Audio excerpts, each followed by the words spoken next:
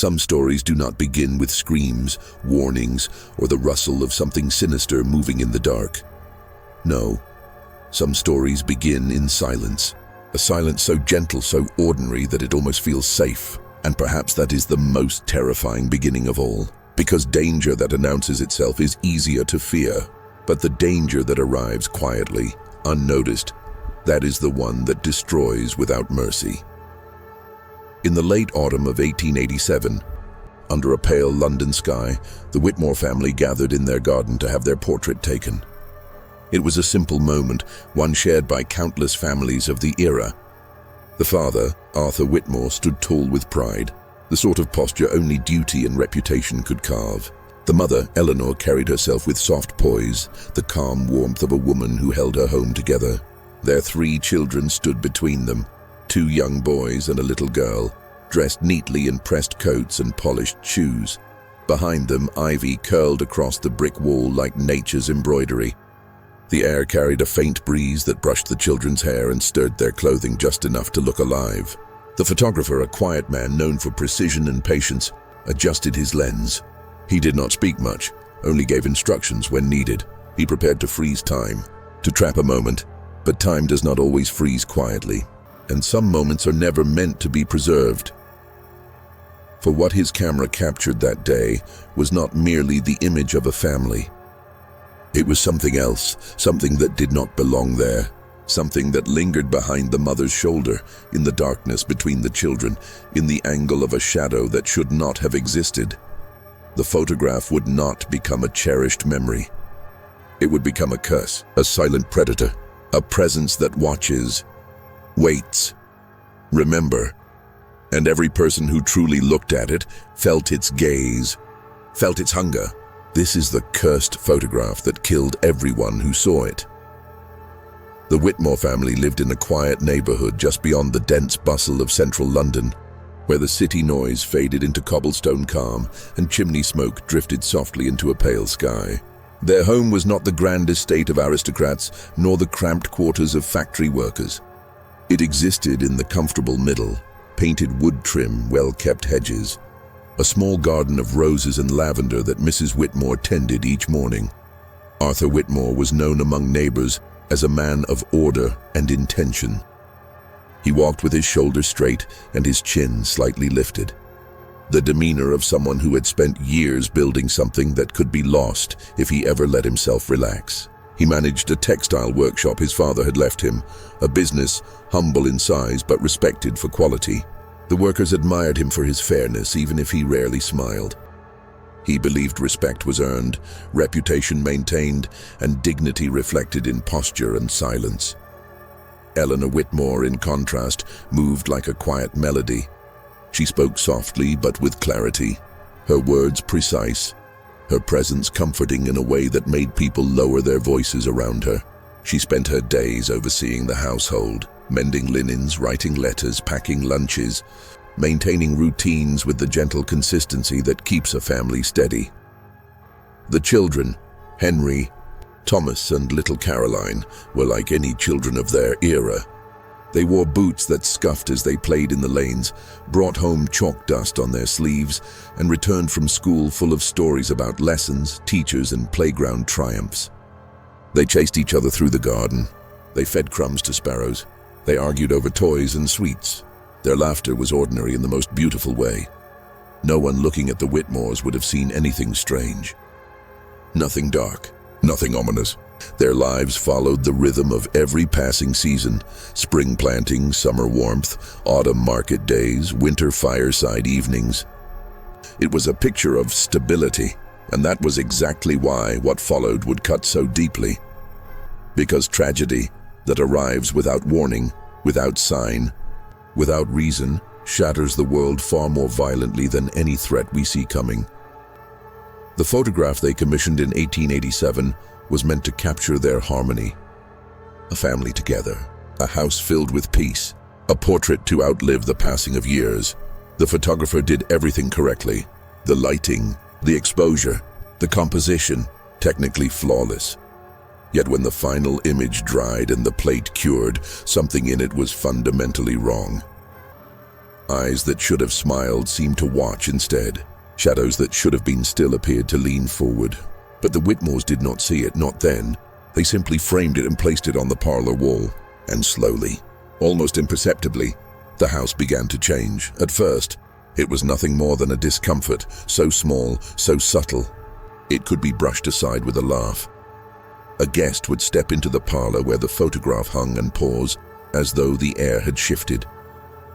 They would pull their coats tighter, even when the fireplace crackled with warmth. Some blamed the draft on the old walls. Others blamed their imagination. No one blamed the picture. Not yet, but the chill never left. Servants began murmuring among themselves.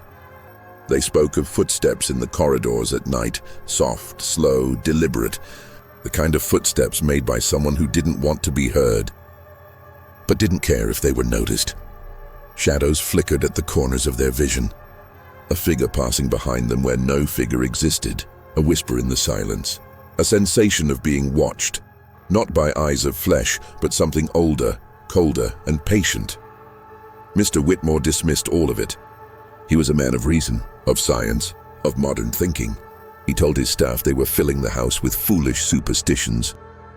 Fear was contagious, he said, and nonsense spreads like smoke. But the fear did not fade. It grew teeth. The youngest child, barely old enough to read, began waking in the deepest hours of the night, screaming until his throat bled. He spoke of faces in the dark corners, not human, not alive, faces that stretched and twisted, crawling out from inside the photograph. His mother comforted him at first.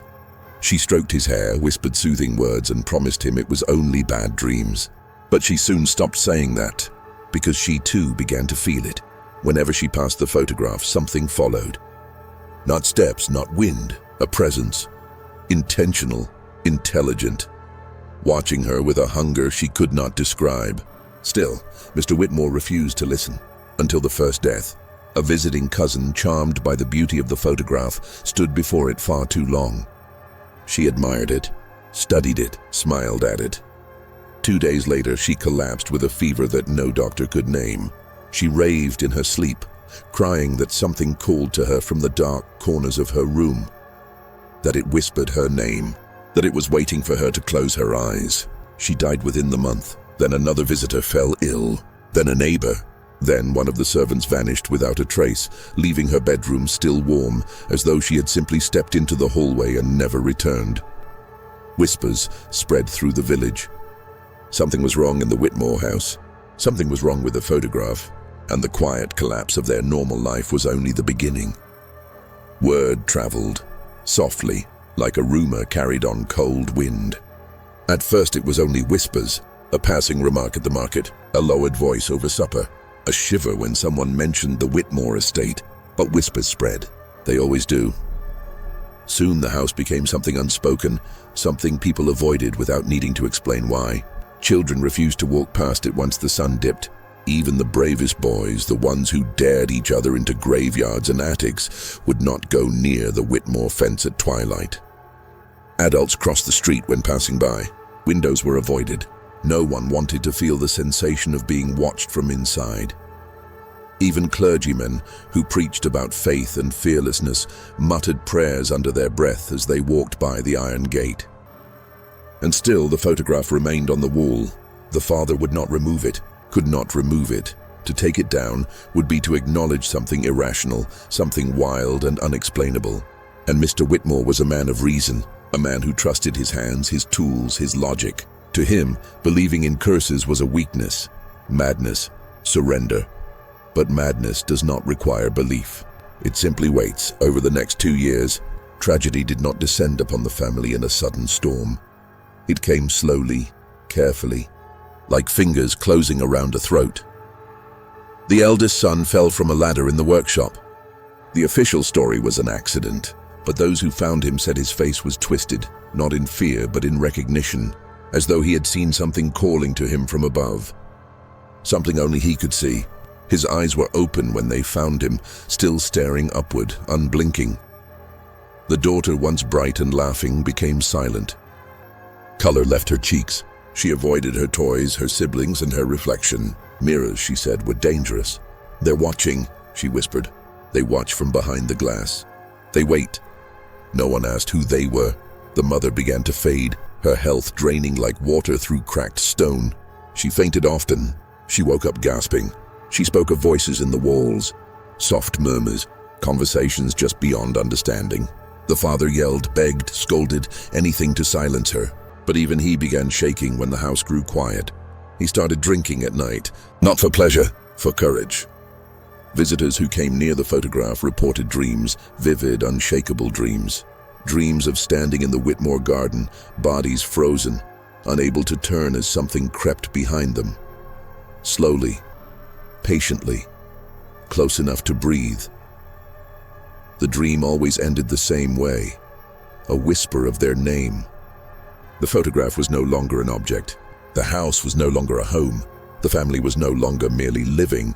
They were being emptied, day by day, breath by breath, gaze by gaze. By 1901, many years after the Whitmore home had gone silent and its final occupants lowered into the ground, a group of historians, more curious than cautious, began to examine the strange pattern surrounding the family's downfall. They reviewed personal correspondence, death certificates, doctor's notes, police statements, newspaper clippings, and the private diaries of those who had once worked inside the house. They did not expect to find a curse, but they found something worse. The tragedies did not stop with the family, because the photograph did not remain with the family. After the estate was sold, the belongings were auctioned. The portrait, beautifully framed, antique, and historically valuable, changed hands many times over the decades. A wealthy collector purchased it first. He displayed it in his study and was found dead in his chair less than a year later, his expression locked in terror, though his body showed no signs of struggle. Then it passed to a university archivist who thought the story of a haunted photograph would make a fascinating research piece. He began spending long hours studying it, magnifying sections, tracing outlines, and comparing tonal values. He fell ill suddenly, headaches that evolved into violent hallucinations. He locked himself in his quarters and refused to speak to anyone. When finally found, he had written a single sentence repeatedly across the walls, "They are behind me." He died within weeks.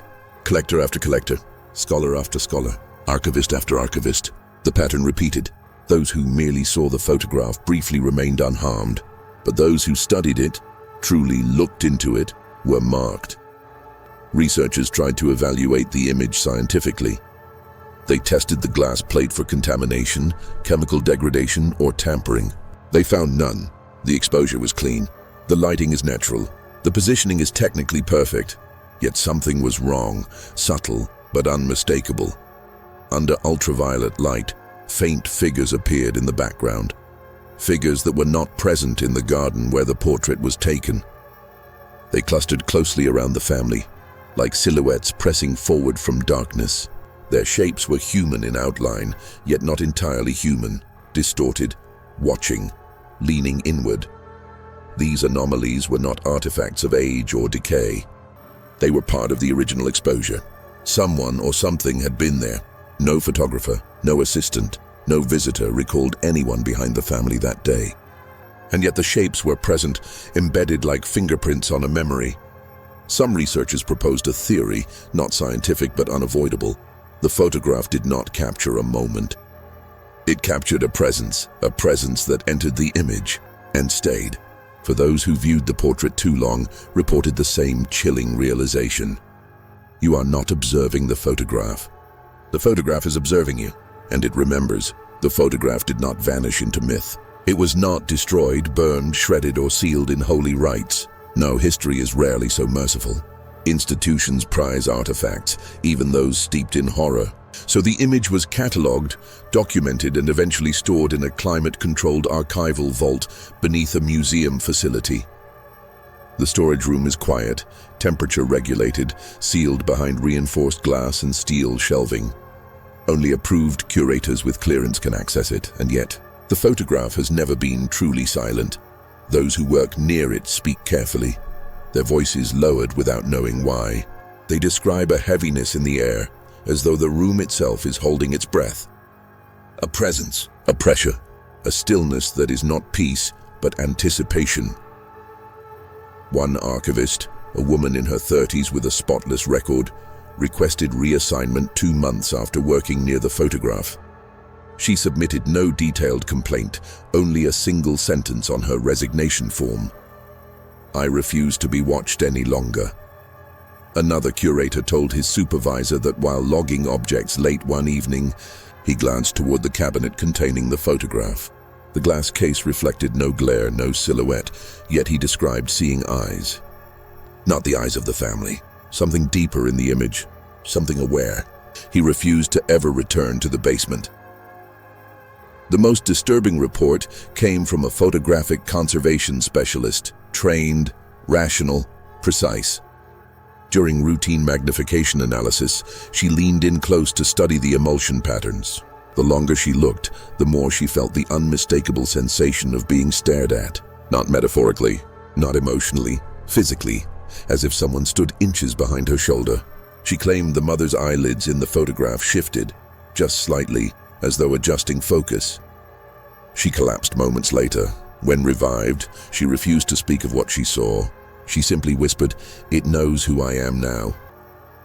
These accounts are not rumors. They are recorded, logged, names, dates, incident reports, medical evaluations. They remain on file, their language clinical and restrained, but the fear behind them is unmistakable. The photograph does not merely endure time. It persists. It expands. It waits. It no longer needs the Whitmores. The family was only the beginning. The first open door. The curse does not chase. It invites, quietly, patiently, without urgency. It does not hunger. It chooses, and the archive does not dispute these events. It cannot. The records are there, because this is not folklore. This is not superstition. This is documentation, and documentation does not lie. Today, the Whitmore house still stands on the outskirts of London, though it is a place spoken of only in whispers and only when necessary. The structure remains intact, but time has not been kind. The brick walls are cracked with creeping vines that coil like veins. The garden, once trimmed, once alive with children's laughter, is now a wild snarl of thorns and dying branches. The windows are broken, hollow, empty. They stare outward like darkened eyes.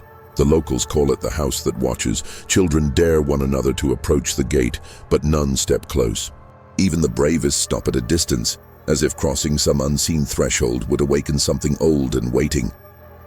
The street empties early at dusk. Curtains close. Lights dim. The house is avoided not out of superstition, but out of memory. Because those who remember the Whitmores remember what came afterward. And they know the house is not empty, not truly. Inside the archives, miles away, the photograph rests in a sealed containment drawer labeled with an identification number instead of a name, because even speaking its title invites too much curiosity.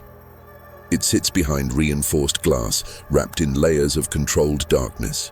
Only a handful of scholars possess the clearance to access it. And even among those few, almost none choose to, the file logs show a steady decline. Researchers request access once, then never again. Some leave the institution. Some change fields entirely. Some simply stop speaking about their work, because history has made one truth brutally, undeniably clear. To look is to risk everything.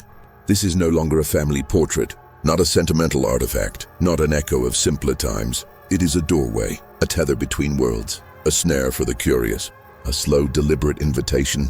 And like all invitations, it waits for acceptance. Not every memory is meant to survive. Not every moment should be frozen in time. Some images are not reflections of reality, but fractures in it. Wounds that never close, bleeding endlessly through generations. The Whitmores did not understand that. The collectors did not understand. The scholars did not understand. We understand now. Some images are alive. Some memories are malignant. Some gaze back. So the house remains untouched. The photograph remains sealed. And those who know do not speak, because silence is the only boundary the curse respects. And once that boundary breaks, the photograph waits to remember you too. Some photographs are memories, some photographs are warnings, and some are curses. The Whitmore family believed they were capturing something beautiful, a moment of unity, a testament to their existence, a simple image to frame, to display, to pass down from parent to child like an heirloom of love. But photographs do not always preserve what we intend. Sometimes the camera captures more than what stands before it. Sometimes it gathers the unseen, the lingering, the waiting. The Whitmores did not know that when the shutter clicked, something else looked back. Something older than the house, older than the garden, older than the concept of family itself. A presence that does not understand love, only hunger, only patience. And patience, unlike life, does not decay, so the image remained silent, still, eternal. The decades passed. The house rotted, the family name faded, the city changed, children grew, families moved, generations swallowed memories whole. But the photograph remained, listening, watching, choosing. And there is something you must understand. Photographs are not passive objects. They are invitations. They ask you to look, they ask you to linger, they ask you to see what should remain unseen. So look carefully at the images you keep. At the portraits of strangers in antique shops, at the forgotten albums in attics, at framed smiles of people whose eyes seem just a little too aware. Because sometimes the camera does not simply record reality. Sometimes it opens a door, and what steps through does not always leave. As always, the truth was never buried, it was only developed. This is Truth Uncaged. Stay curious, stay wary. And remember, some images don't just record the past, they watch the living.